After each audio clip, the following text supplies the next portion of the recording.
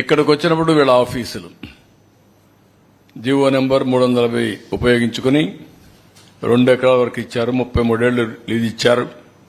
ఇందులో 40.78 ఎకరాలు మొత్తం భూమిని 26 జిల్లాల్లో ఇచ్చారు.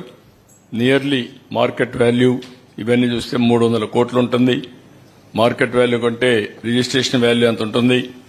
ఇంకొక పక్క వీళ్ళు ఏమనుకున్నారు నాకు తెలియదు కానీ పర్మిషన్ లేకుండా బిల్డింగ్లు కట్టడం, బిల్డింగ్లు కట్టి ఇది తప్పు అంటే దాని మీద రౌడీని చూపించడం. ఎక్కడికి పోతున్నారు నాకైతే అర్థం కావడం లేదు. అంటే భయం లేదు. గవర్నమెంట్ అంటే చట్టాన్ని చూస్తే ఏమాత్రం కూడా లెక్కలేనితనం, ఇష్టానుసారంగా చేసే పరిస్థితికి వచ్చారు. ఇంకొక పక్క construction in Tadepalli irrigation department చాలా స్పష్టంగా చెప్పారు, ఇది ఇవ్వడానికి వీలు లేదు అని చెప్పినా వైలేట్ చేసి ఇచ్చే పరిస్థితికి వచ్చారు. నెక్స్ట్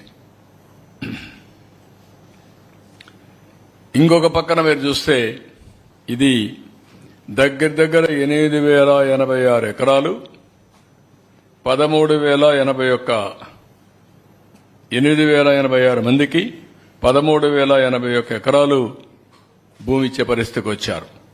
దీని వాల్యూ మినిమం 1,300 కోట్లు ఉంటుంది. పేదవాళ్లకు చెందవలసిన భూమి వైఎస్ఆర్ కాంగ్రెస్ జిల్లాలో 3,357 మందికి 5,796 ఎకరాలు, కర్నూలులో 856 మందికి 1,145 ఎకరాలు, అనంతపురంలో 3,471 మందికి 5,554 ఎకరాలు, అన్నమయ్య జిల్లాలో 84 మందికి 103 ఎకరాలు, అదే మరి నంద్యాలలో 318 మందికి 483 ఎకరాలు. మొత్తం కలిసి మీరు చూస్తే 8,086 మందికి 13,081 ఎకరాలు, 1,300 కోట్ల రూపాయలు మినిమం.